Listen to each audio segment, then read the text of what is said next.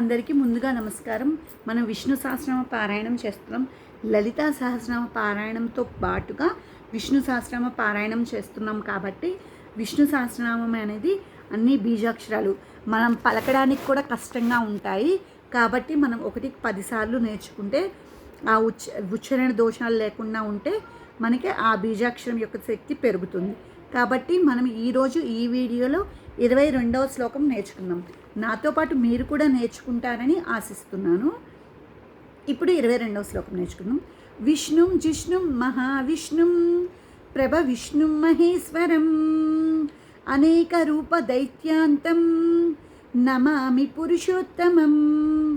విష్ణుం జిష్ణుం ప్రభా మహావిష్ణుం ప్రభ విష్ణుం మహేశ్వరం అనేక రూప దైత్యాంతం నమామి పురుషోత్తమం.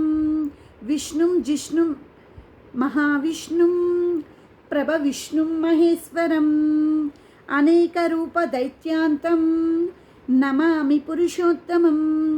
విష్ణుం జిష్ణుం మహావిష్ణుం ప్రభ విష్ణుం మహేశ్వరం అనేక రూప దైత్యాంతం నమామి పురుషోత్తమం. విష్ణుం జిష్ణుం మహావిష్ణుం ప్రభ విష్ణుం మహేశ్వరం అనేక రూప దైత్యాంతం నమామి పురుషోత్తమం. విష్ణుం జిష్ణుం మహావిష్ణుం ప్రభ విష్ణుం మహేశ్వరం అనేక రూప దైత్యాంతం నమామి పురుషోత్తమం. విష్ణుం జిష్ణుం మహావిష్ణుం ప్రభ విష్ణుం మహేశ్వరం అనేక రూప దైత్యాంతం నమామి పురుషోత్తమం. విష్ణుం జిష్ణుం మహావిష్ణుం ప్రభ విష్ణుం మహేశ్వరం అనేక రూప దైత్యాంతం నమామి పురుషోత్తమం.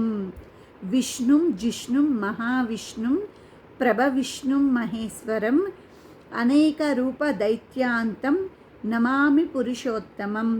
విష్ణుం జిష్ణుం మహావిష్ణుం ప్రభ విష్ణుం మహేశ్వరం అనేక రూప దైత్యాంతం నమామి పురుషోత్తమం. విష్ణుం జిష్ణుం మహావిష్ణుం ప్రభ విష్ణుం మహేశ్వరం అనేక రూప దైత్యాంతం నమామి పురుషోత్తమం.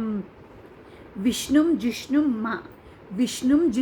మహావిష్ణుం ప్రభ విష్ణుం మహేశ్వరం అనేక రూప దైత్యాంతం నమామి పురుషోత్తమం. విష్ణుం జిష్ణుం మహావిష్ణుం ప్రభ విష్ణుం మహేశ్వరం అనేక రూప దైత్యాంతం నమామి పురుషోత్తమం. విష్ణుం జిష్ణుం మహావిష్ణుం ప్రభ విష్ణుం మహేశ్వరం అనేక రూప దైత్యాంతం నమామి పురుషోత్తమం. విష్ణుం జిష్ణుం మహావిష్ణుం ప్రభ విష్ణుం మహేశ్వరం అనేక రూప దైత్యాంతం నమామి పురుషోత్తమం. మనం ఈరోజు వీడియోలో 22వ శ్లోకం నేర్చుకున్నాం. దీంతో భీష్మ ఉవాచ కంప్లీట్ అవుతుంది. తర్వాత పూర్వన్యాస అని ఉంటుంది. అది మనం నెక్స్ట్ వీడియోలో తెలుసుకుందాం.